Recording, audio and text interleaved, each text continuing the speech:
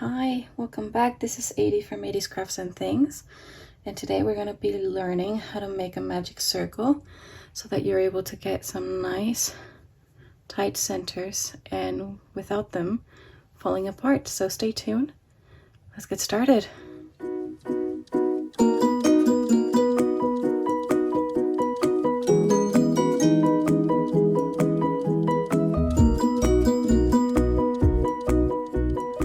Alright, so for today's tutorial, we're going to need a ball of yarn, and you're going to need your hook and your lovely hands. So we're going to get started by grabbing the end of the yarn, and the way that I do this is that we do 2 loops. So I'll hold the yarn just on top of my pinky and my ring finger so that I can hold that yarn, and then I'll be bringing that end over my other 2 fingers, and I'm going to do it until I have 3 loops on my fingers.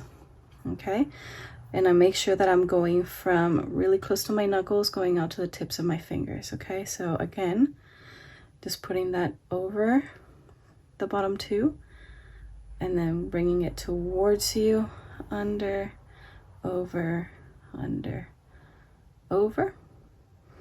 We'll hold it right there, and we're going to insert your hook underneath the first 2 loops and grab the 3rd one.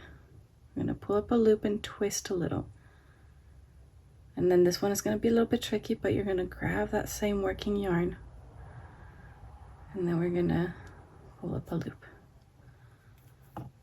Okay, from here you just keep working on the circle. So if it calls for 6 single crochet stitches, you're going to chain 1, and then we're going to do 6 single crochet stitches. This 1, 2, and you want to make sure that you're going towards where the end is going towards.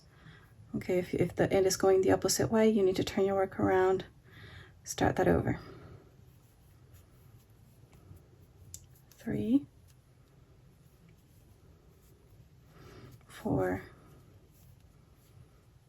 5, and 6.